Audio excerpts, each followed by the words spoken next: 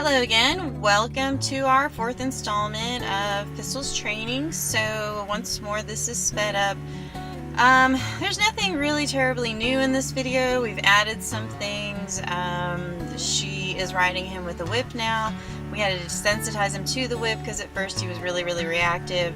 Now that he's used to it, we can use it as an aid to encourage the forward motion and discourage the backward and the sideways motion whenever we would like it to be there. There's another horse that's in the ring with him.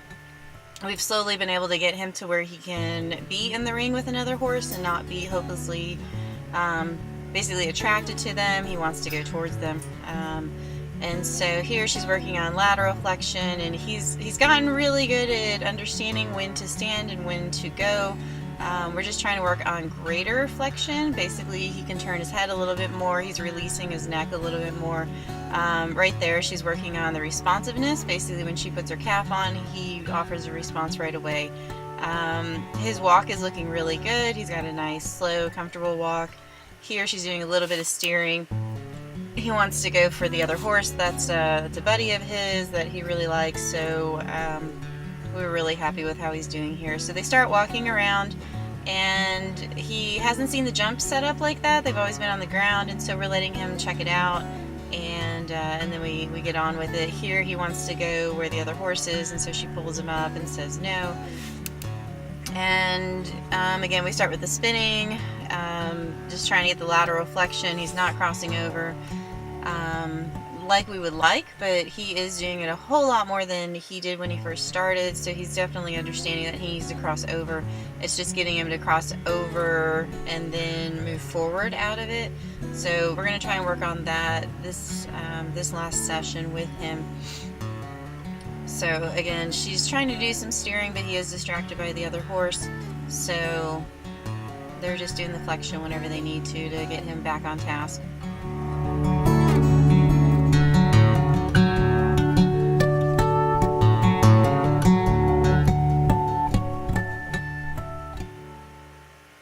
So she gets him to walk out of it, and I'm just doing little adjustments as they go.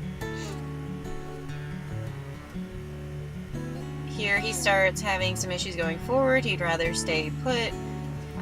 Once the horses start learning the lateral flexion and being able to give to the bit, they really like the idea that they can just stay put, and so we really have to start working to getting them forward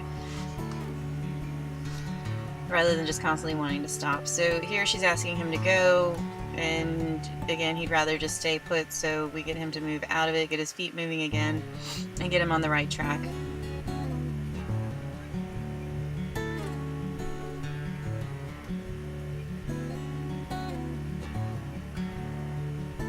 Here he starts to stop, and then as soon as she goes to release him, he's moving. Again, his brain is really ready to be moving, and we need him to settle down and not move when we ask for it, and to move when we do ask for it. So here she's just having to work through which one needs which, while he really would rather continue walking. So I'm giving them a little bit of help just to kind of clean up her timing just a little bit to make it a little clearer to him, and we do eventually get a nice solid stay in one position, and then I instruct her to continue on.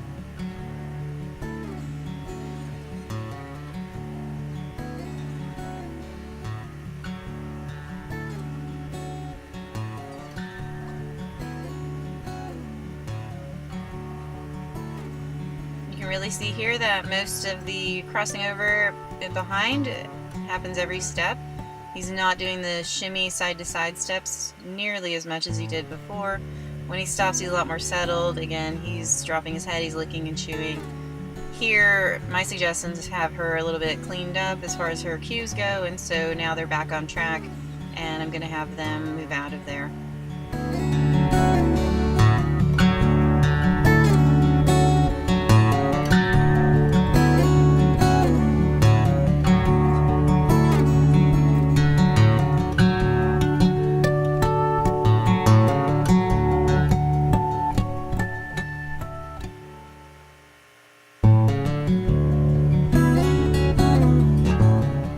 So here he willingly walks past that corner. That corner has been an off and on issue with him.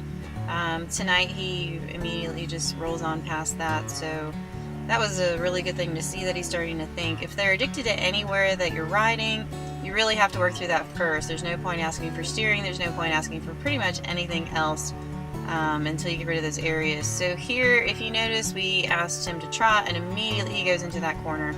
And so she just works on flexing him. We're just trying to keep him on the one side so she has a little bit better control. So we're just working on, the corner is not where we want to be, so she just flexes him a little bit, taps him with the whip, and then she sends him on somewhere else. So here she sent him on again, and she starts tapping with the whip and he kicks out.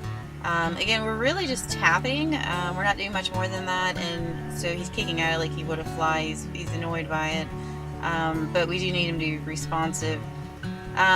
Overall, he's a really good horse. He really wants to please, but I do feel like this lack of forward is where this is coming from. And again, that's been something that we've worked on every single week, is going forward instead of backwards or sideways. And because we are using the whip, it's a very lightweight whip, and again, it's more just for us to be able to go tap, tap, tap and remind him what he's supposed to be doing versus a more aggressive whip. And so here he's just getting tapped up and he's trying to figure out a way to get out of doing the work. All we're really asking for here is that he just trot and he stays trotting. It's the same stuff that we do in the round pen. Here he gets a little bit bucky. You can see the white part of his haunches going up and down right there. And so we're just working him in the circle. And again, he chose to go into that corner that he likes to go in.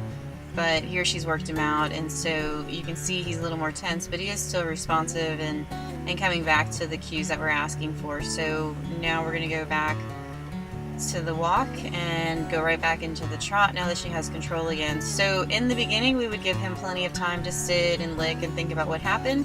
But now that we've shown him that the whip is good, we've shown him what we'd like to do, we've shown him how to relax, now he's basically choosing to be lazy. He would like to stay put, he would like to be with the other horse, and so at this point we have to work on the work ethic, and by doing that, instead of bringing him all the way down to have a nice big break for just trotting, now we're going to continue to ask him to trot, and he has to do it pleasantly. So what we're starting to do is tell him that the kicking out and the little baby buck behavior is definitely not what we're looking for.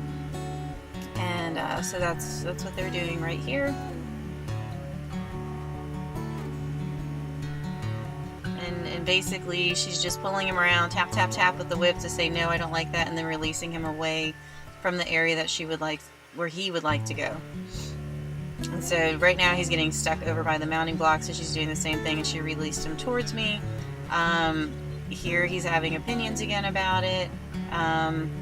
So we're just pulling him around and asking him to trot. The reason we're pulling his head around is it gives us control when he is trying to do his little baby bucking fiasco. We can just keep the energy going around in a little ball, and then we can release him forward when we feel that he's ready, as opposed to just kicking him forward, which would result in more, it would bring in the anxiety, and then that would increase into the bucking. So yeah.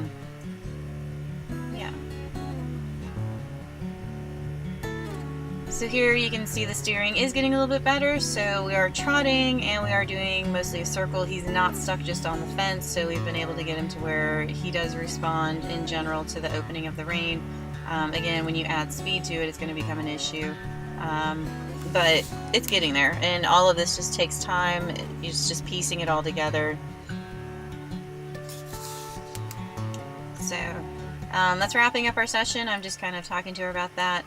As far as wrapping up the month, I like where Pistol is at 30 days out, and so I think as far as moving forward when he goes home, if someone is going to ride him, he is really good with being mounted, he is good with being dismounted. It does require someone who's confident and can calmly make the decisions in the moment whenever he gets either anxious or when he gets a little bit lazy. Another 30 or 60 days with us would probably have him walk, trot, and canter really nicely, and we'd be able to do some field trips with him. But he's a really cool horse. He's a really smart horse that wants to please. This is the picture of his abscess on his right front that we never got done, so I just wanted to include that in there. His abscess has been doing really well, and we've been able to work him. Again, moving forward, just keep an eye on that right front leg again, not because of the abscess, but because of the previous damage with the muscling there. That's the main thing that's going to possibly cause him issues down the road, but as far as a farm horse, he should do fine. As far as a cattle working horse, maybe not quick movements where he has to get down low would be ideal. But he is a good horse, and he does have some basics that we need to work through, but the foundation that we were able to put on him and getting rid of the anxiety was a really big deal, and I'm really happy with where we've got him. And again, just moving forward would just be adding on different skills, more steering, more forward versus sideways or backwards. So thanks for letting us work with him, and we hope to be in touch later. Thank you.